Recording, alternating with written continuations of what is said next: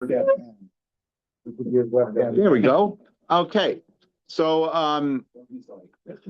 we're really we're on page 8 base, but we're not going to be. In other words, we finished Al Baruch Hashem, if you call finishing.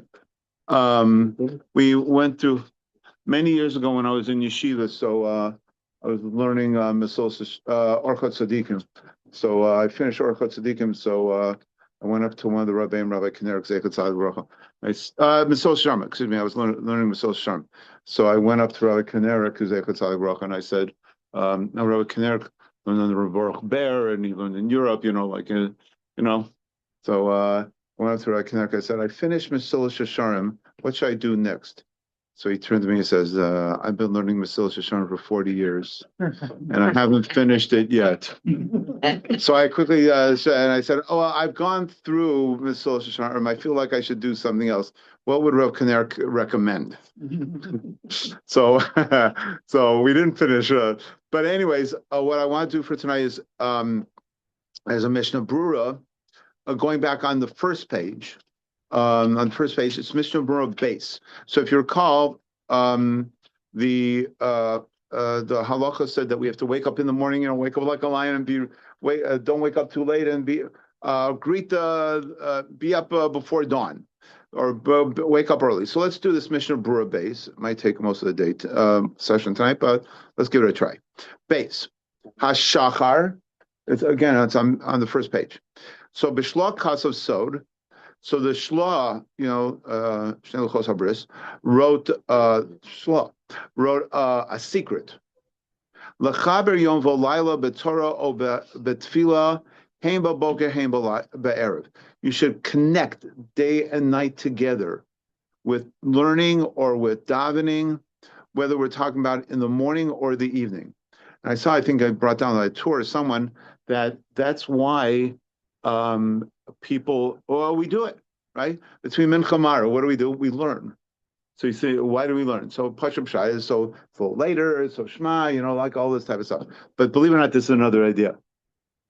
You're supposed to connect the day and night together. So in other words, when we're learning, when we're learning in the twilight zone, pardon the expression, so then we're learning during the day and the night. Right? Because we're learning during that twilight time. So therefore, you're connecting day and night together with Torah or with Tefillah. Now he goes on. Now this is Mishnah Berurah picking up. She's Ora Mishna. So when you wake up from and you're finished sleeping, and you don't want to sleep anymore. This is what I want to get to. Yitol Yadav. You should wash your hands, right? Good old Negovasser. Avshanishar Mushkav, even though you're still lying in bed. Okay, we'll talk about this. Let's get through and we'll see. Even though you're lying in bed, you should wash your hands. You should wash Negovasser. You probably know some people have Negovasser by their bed, right, in a little basin and a thingy, right? You have to make sure that when you get up in the middle of the night, you don't step into it. Okay, but leave the logistical issues. And certainly, now look at this, and certainly, shelo yelech arba amos bli netilas yadayim. Shouldn't walk 4 amos, 7 feet, something like that, without washing, before you wash. You should wash before you walk 4 amos. And you have to be very, very, very careful about this. We'll see why.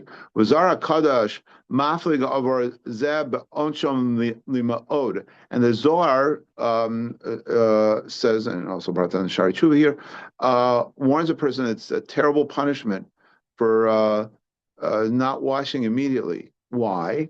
Kihu Mishaha al Asmo Ruach HaTumah. Because you're keeping the Ruach HaTumah. I don't know how to describe that. Whatever that means.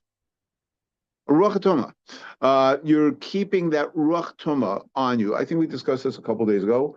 So Chazal say when you sleep, it's 1/60th of death.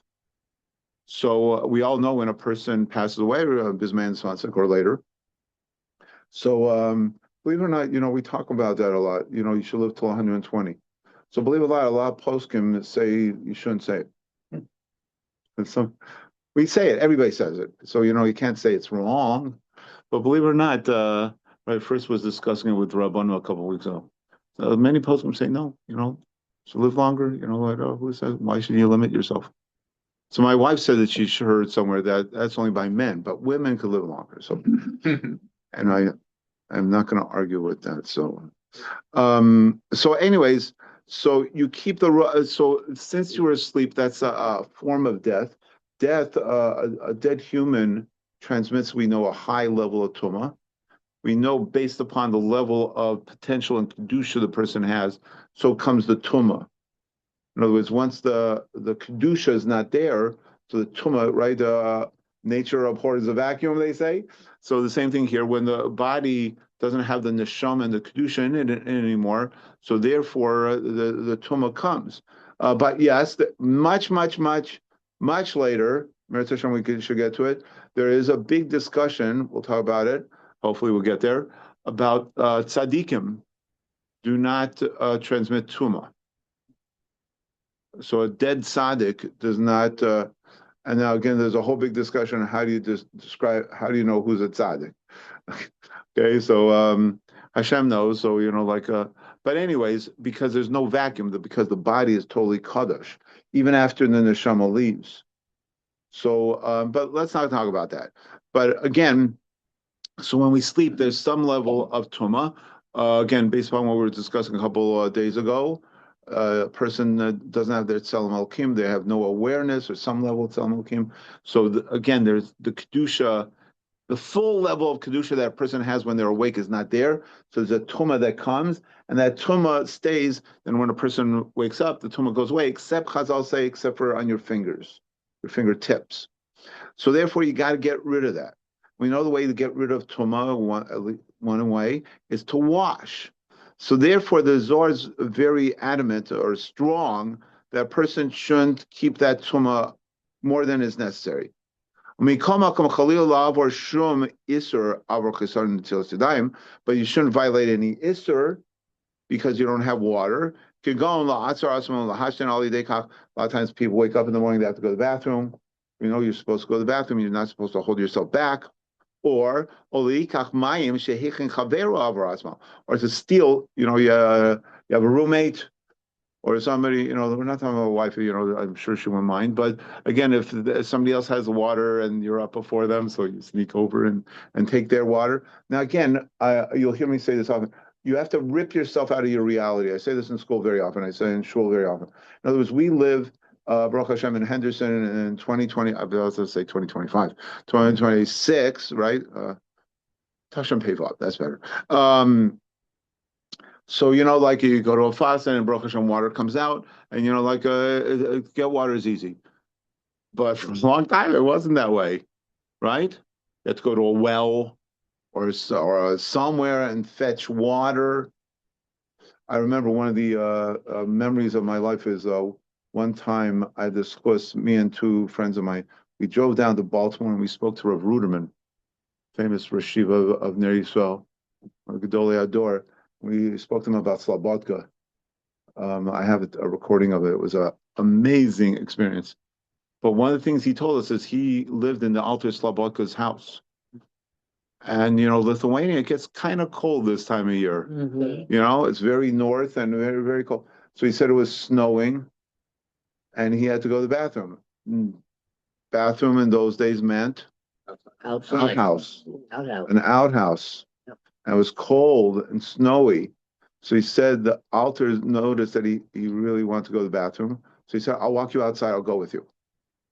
And the altar stood out in the snow while he went to the bathroom, just to keep him company. I mean, not in the outhouse, but he stood outside in the snow. Guy feels uncomfortable going out at night in the snow. So again, so you can imagine. So you okay, I'll go get water from him. I'll go sweat fetch, but you're stealing the water from him. He maybe had to fetch that water. So it's a big deal. So you're not allowed to do that. Unless you know for sure that you'll be able to switch it. So again, in the yeshiva, like now, so you forgot. Let's say you wash it by your bed or something like that. So you forgot to get. So that guy, Reuven, has water, so you can use his water because you could just go and get, go to the sink and get some more water, if you know. So in that case, it would be okay. Im ira shamayim rechokim ve'ein lo karvam elav. So let's say you forgot to get water and the water is far away. Nagu ksas mi bale nefesh cholchim palkos ma'arba amos. And this is another point I want to get to.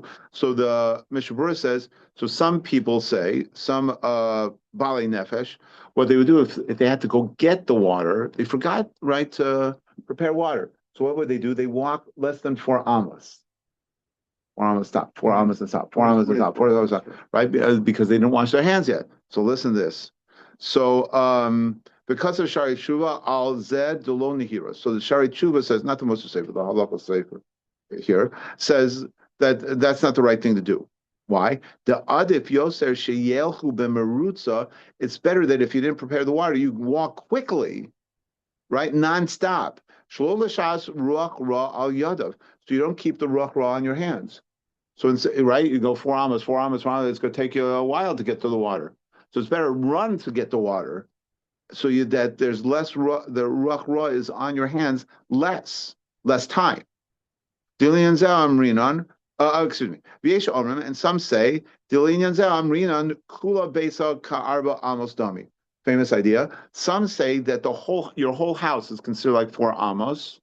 So therefore, according to this lenient opinion, you could go anywhere in your house and and you're okay, because all considered one place. We'll get back to this, but the Chafetz Chaim says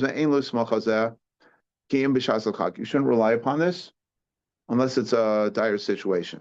So again, some people do this, right? They don't want to leave it by their bed. So so again, you have to use your seichel, which again, maybe if you're scared, if you put by your bed, your wife will trip over it. At night, it's dark in the room. I don't know, goes to sleep first, or you have little children, whatever. Like you have to put together. Consider if you can wash by your bed, so good. If you have these considerations, so then whatever, just try to wash as quickly as possible.